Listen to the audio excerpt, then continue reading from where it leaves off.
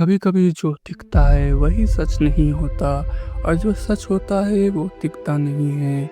दिल्ली की एक आम सी दिखने वाली लड़की अंकिता एक होशियार समझदार और अपने सपनों को लेकर बेहद सीरियस लड़की। लेकिन 2022 में एक दिन उसकी लाश उसके ही कमरे में लटकी हुई पाई गई।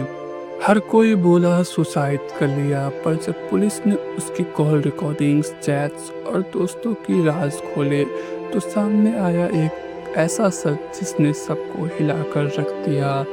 ये कहानी है प्यार, धोखे और एक खौफनाक मर्डर की जिसे सुसाइड बना दिया गया था। अनीता सिंह दिल्ली यूनिवर्सिटी की एक होशियार स्टूडेंट थी। 23 साल की उम्र और करियर के साथ साथ एक सीरियस रिलेशनशिप में भी थी। उसका बॉयफ्रेंड था राहुल मेहरा, एक कॉल सेंटर में काम करने वाला लड़का जो अक्सर अंकिता के घर आता जाता था। अंकिता का सपना था जर्नलिस्ट बनने का। वह अक्सर यूट्यूब पर वीडियो बनाती थी और सोशल मीडिया पर काफ़ी एक्टिव रहती थी। उसकी एक बहन थी सिमरन और माँ बाप ने उस पर काफ़ी भरोसा कर रखा था। लेकिन धीरे धीरे अंकिता बदलने लगी। वह उदास रहने लगी, सोशल मीडिया से दूर हो गई, घर वालों से कम बात करने लगी। किसी को कुछ नहीं समझ आया और फिर एक दिन सब कुछ बदल गया। 7 मई 2022 की सुबह अंकिता की बहन सिमरन ने देखा कि उसका दरवाज़ा बंद है। बहन ने कई बार आवाज़ लगाई लेकिन कोई जवाब नहीं आया। जब दरवाज़ा तोड़ा गया तो अंकिता पंखे से लटकी मिली। पास में एक छोटा सा नोट पड़ा था जिस पर लिखा था, सॉरी मम्मी पापा, मैं अब और नहीं झेल सकती, मुझे माफ़ कर देना। पुलिस आई, बॉडी का पोस्टमार्टम के लिए भेजा गया। सबने मान लिया अंकिता ने सुसाइड कर लिया। लेकिन कुछ बातें पुलिस को अजीब लगी। जिस स्टूल पर चढ़कर फांसी लगाई गई थी वह उल्टी दिशा में गिरा था। अंकिता की गर्दन पर 2 निशान थे, पर एक ऊपर एक नीचे। उसके हाथ पर स्ट्रगल के निशान थे। सबसे बड़ा सवाल, वह सुसाइड नोट अंकिता की राइटिंग नहीं थी।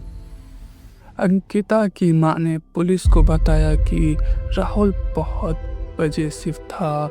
वो अंकिता को किसी से बात नहीं करने देता था, उसका फ़ोन चेक करता था और कई बार उस पर हाथ भी उठा चुका था। पुलिस ने राहुल को बुलाकर पूछताछ की। राहुल ने कहा, मैं तो उस रात अंकिता के घर ही था, फिर मैं 10 बजे चला गया। लेकिन कॉल रिकॉर्ड्स कुछ और कह रहे थे। रात 1:15 तक अंकिता और राहुल के बीच तेज बहस हो रही थी।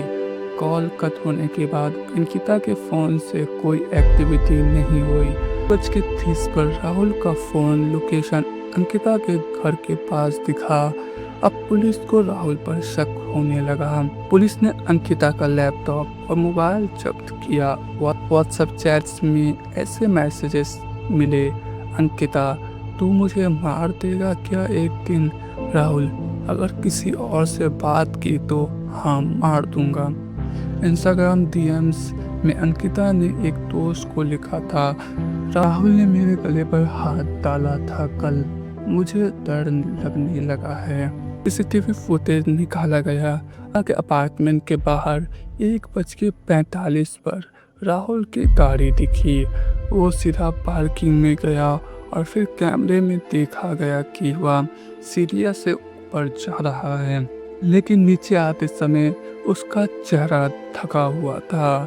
2:50 पर राहुल बाहर निकला और गाड़ी लेकर चला गया। अब केस सुसाइड से मर्डर में बदल चुका था। पोस्टमार्टम रिपोर्ट आई और उस पर लिखा था, मौत का कारण स्ट्रैंगुलेशन, गला दबाने के निशान फांसी से नहीं बल्कि किसी के हाथ से दबाने के थे। बॉडी में फाइट बैक के निशान थे, यानी अंकिता ने खुद को बचाने की कोशिश की थी।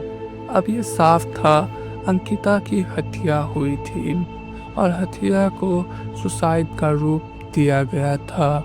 पुलिस ने राहुल को गिरफ्तार कर लिया। पहले तो उसने सब कुछ नकारा, लेकिन जब उसे चैट्स और सीसीटीवी फुटेज दिखाई गई तो उसका चेहरा उतर गया। उसने कबूल किया, मैंने अंकिता से उस रात बहस की, गुस्से में मैंने उसका गला दबा दिया, फिर डर के मारे मैंने उसे फांसी पर लटका दिया ताकि लगे कि उसने खुद सुसाइड कर लिया। कोर्ट में केस चला।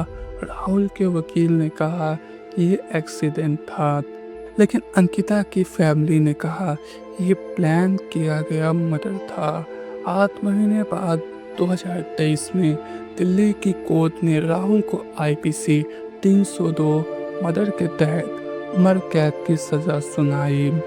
अंकिता अब इस दुनिया में नहीं है, लेकिन उसकी कहानी हर लड़की के लिए एक आईना है। अगर कोई रिश्ता आपको डराने लगे तो वो प्यार नहीं, कैद है। अगर कोई इंसान आपको धमकाए, कंट्रोल करे या आपकी आज़ादी छीन ले तो वो रिश्ता नहीं, जहर है। अंकिता की मौत ने कई सवाल खड़े किए। क्या हम अपने बच्चों की परेशानियों को सही समय पे समझ पाते हैं, या हम एब्यूसिव रिलेशनशिप्स को नज़रअंदाज कर देते हैं यह सोच के कि सब ठीक हो जाएगा, लेकिन कई बार सब ठीक नहीं होता। अगर आपने अब तक इस वीडियो को देखा है तो नीचे कमेंट में ज़रूर लिखें जस्टिस फॉर अंकिता, और ये वीडियो शेयर कीजिए ताकि और लोग भी सतर्क रहे। अगर ऐसे रियल क्राइम स्टोरीज आपको पसंद आती है, चैनल को सब्सक्राइब करना मत भूलिए। अगली कहानी में मिलते हैं एक और सच्ची वारदात के साथ। तब तक सतर्क रहिए, सुरक्षित रहिए।